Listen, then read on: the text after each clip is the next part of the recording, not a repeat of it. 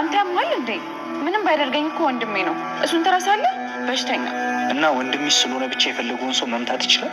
አዎ ይችላል። ከዚህ በላይ እዚህ ከቆየን የቤተሰቡን ክብር የምታዋርጀው እየመሰለኝ ነው። እንደውም ከዚህ በላይ እያሳሰበኝ ከነበርንበት ሀገር የተፈናቀልነው በአንቺ ጥፋት ቢሆንስ? እሱ ምንም ባያጠፋስ ብዬ እያሰብኩ ነው። ተው እንጂ ወንድሜ፣ ምን ማለት ነው? ምን አይነት ንግግር ነው? እንዴት እንደዚህ ትላለህ? ቆይ አታምነኝም? አምነሽ ነበር። አሁን ግን ከምታደርጊው ነገር አንጻር እስካሁን ያመንኩሽን ሁሉ ገደል ከቶናል እና ነይ ካለችበት ከቀይዋ ካደገችበት ማህበረሰብ አልቅሶ ይቀብረኛል ካለችው ማህበረሰብ ጋር መዋረዷን የሚቆጨኝ። እባክህ ወንድሜ እስኪ መጀመሪያ ተረጋጋና እኔ ለማዳመጥ ሞክር። ለምንድን ነው እንደዚህ በደፈና የምትወቅሰኝ? ያየው ነገር አንተ እንዳየው አይደለም። አንዴ ብቻ ስማኝ። እሺ ምንድን ነው ልስማሽ እህቴ? እኔ እኮ በአንቺ ቀልድ እንደማላውቅ ታውቂያለሽ። ምን ያህል እንደማምንሽም ታውቂያለሽ። እየተማመንኩብሽ እንዴት እንደዚህ ታደርጊያለሽ? እንዴት እምነቴን ሰብረሽ ማመኔ እንዲቆጨኝ ታደርጊኛለሽ? እንደ ገለባን የቀለልሽብኝ። እሺ አንዴ ብቻ ተረጋግተህ ስማኝ በእናትህ። ልስማሽ ብለህ ሳታስጨርሰኝ ወሬ ትቀይራለህ። አውሪ።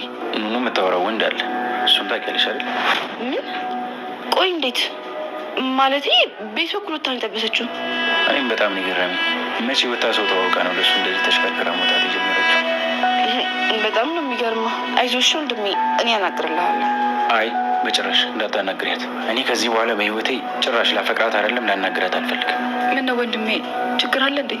አዎ እህቴ፣ መነጋገር ያለብን ነገር አለ። በጣም አስቸኳይ ነገር ነው። እሺ ቶሎ ቶሎ እናውራና ከዚህ ጋር እንነሳ። ቆይ ኑኑ ትምጣ፣ ነገሩ እሷንም ይመለከታል። አይኔን ማየት እንደማይፈልግ ተናግሯል አይደል? እኔ እኮ መጣላታችን፣ መዘጋጋታችንና መኮራረፋችን ችግር የለውም። ችግሩ እኔ ባላጠፋሁት ነገር መወቀሴና እሱ ባለጌ ናት ብሎ ማሰብ ነው። ሲጀመር እኮ ስኖር የነበረው ስለማማ ከእሷ ጋር ተኮራርፎ ነበር። እሷን ነበር እንደዛ ስለነበር የደበረውም ደግሞ በእሷ ምክንያት ነው። አሁን ወዳለበት ሄጂና በሽቶኛለሽ በይሳ ከጎን ልትሆኝ ይገባል። እኔን የማናገር? አዎ አንቺ ግን ይኸውልሽ ከኔ ጋር እንዳወራ ሳትነግረው ዝም ብለሽ ሄደሽ የምታወሪ? እሺ በቃ እንደዚህ ስትሆኝ ነበር ማየት የፈለኩት። አሁን ተራው የኔ ነው። አንድ በአንድ በቀልሻለሁ።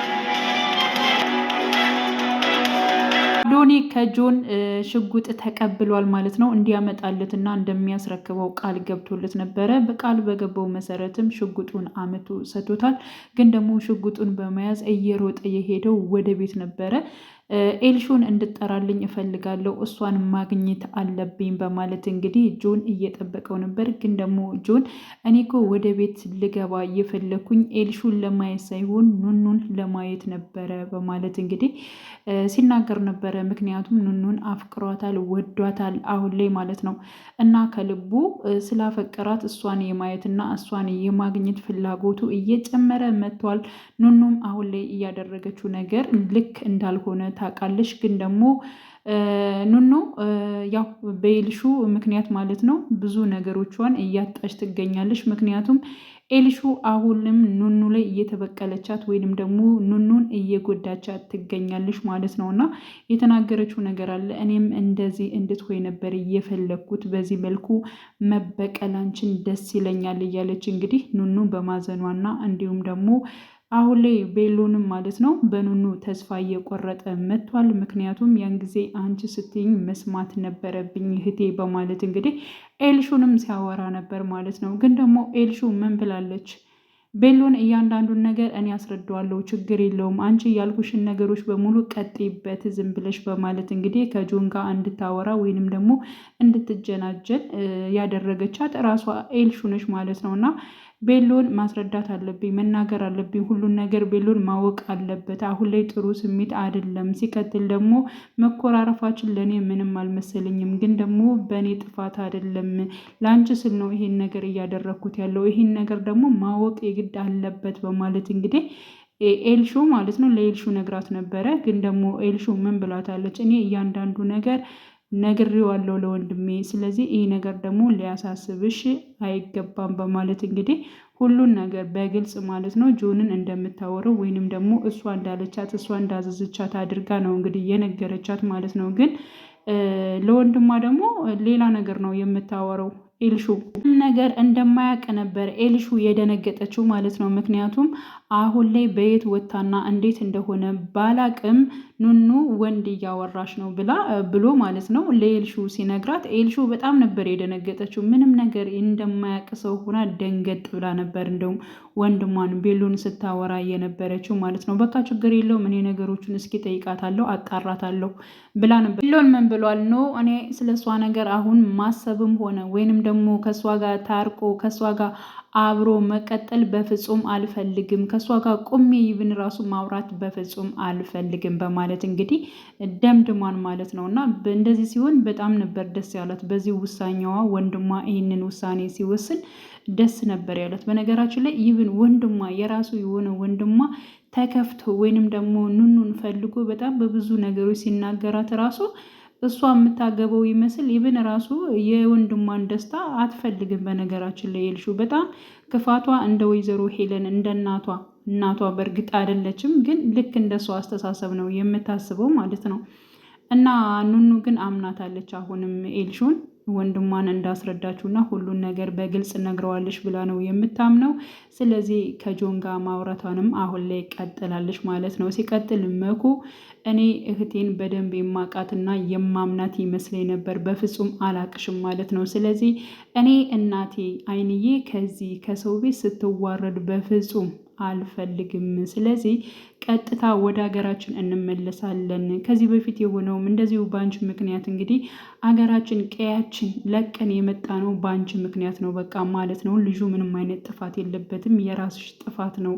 እንደዚህ ከሆነ እዚህም መተን እኮ አልተውሽም፣ ለምንድን ነው አርፈሽ የማትቀመጪው እያለ እንግዲህ ኑኑን እየተናገራት ይገኛል መኩ ማለት ነው። ስለዚህ በእሷ ምክንያት በአንቺ ምክንያት እዚህ ከምንዋረድ ወደ ሀገራችን ብንሄድ ይሻላል በማለት እንግዲህ ተናግሯታል። እሷም ደግሞ እንዳሰብከውና እንዳየኸው ነገር አይደለም በማለት እንግዲህ ያለውን ሁኔታ በግልጽ ማለት ነው ለመኩ ተናግራለች። ምክንያቱም ከአዶኒ ጋር እያወራች ያለችው ወይንም ደግሞ ከእሱ ጋር ሆና ያየችው ለኤልሹ ብላ እንደሆነ እሷ እንድቀርበው ስለፈለገች ለማናደድ ፈልጋ ይሁን ብቻ አላቅም፣ ሁለታቸው ስለተጣሉ እሱን ለማናደድ ወይንም ደግሞ እሱን ወደ ራሷ ለማንጣት ፈልጋ ይመስለኛል ይሄን ነገር እየተጠቀመችው ያለችው። ስለዚህ እኔ አብረኸኝ ያየኸው ልጅ ወይንም ደግሞ ጆን የሚባለው ልጅ ጋር ምንም አይነት ነገር የለም በማለት እንግዲህ ኑኑ ለማስረዳት ሞክራለች ለመኩ ማለት ነው። መኩ ደግሞ መቼም እሷ አትቀየርም፣ አሁንም ደግሞ እየተጫወተችብሽ ነው በማለት እንግዲህ ተናግሯታል ማለት ነው።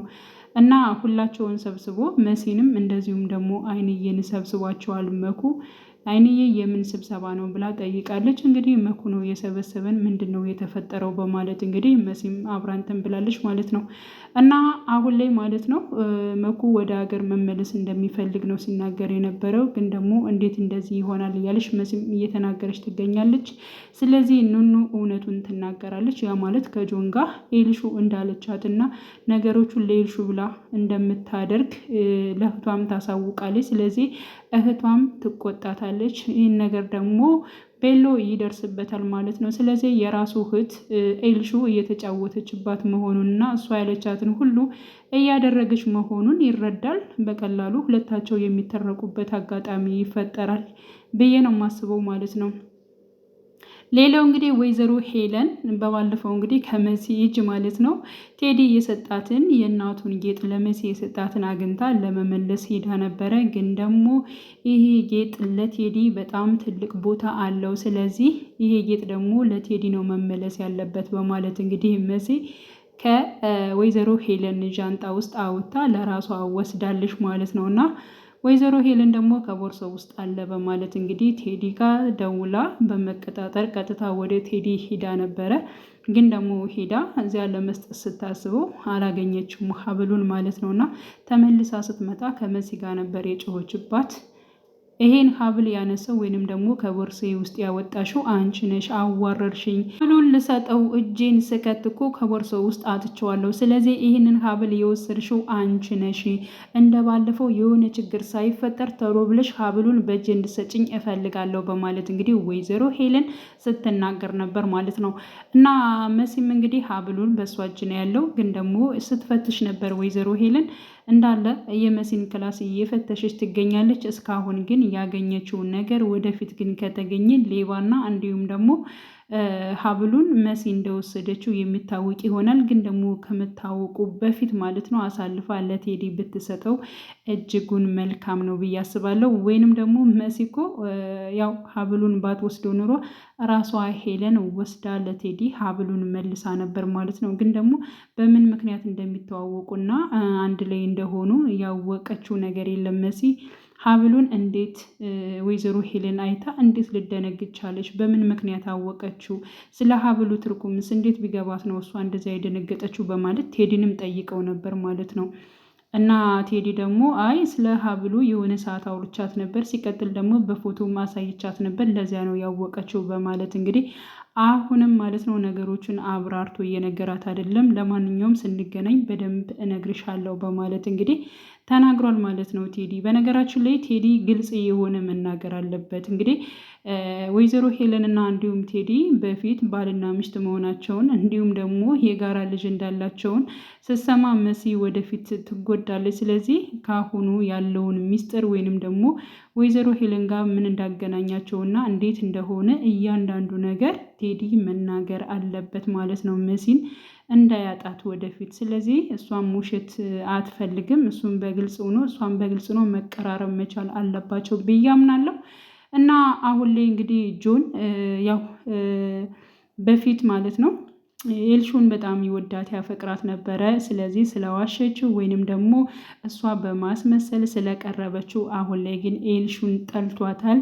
የሚወዳት የሚያፈቅራት ኑኑን ነው ማለት ነው። በነገራችን ላይ አሁን ድረስ ራሱ ኤልሹን ይወዳታል።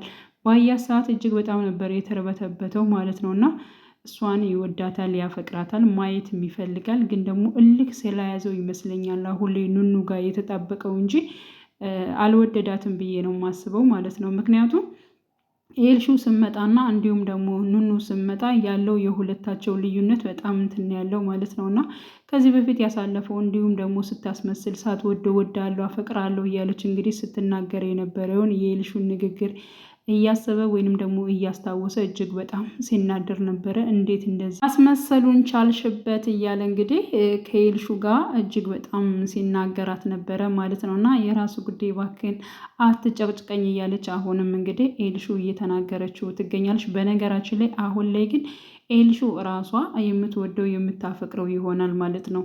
እና እንዴት ሊሆን ይችላል? የኑኑና እንዲሁ ጆን ጉዳይ በምን ምክንያት ሊፈታ ይችላል? ምክንያቱም ጆን አሁን ኑኑ እንደዚህ አፍቅረው ወደው የቀረበችው ነው የሚመስለው።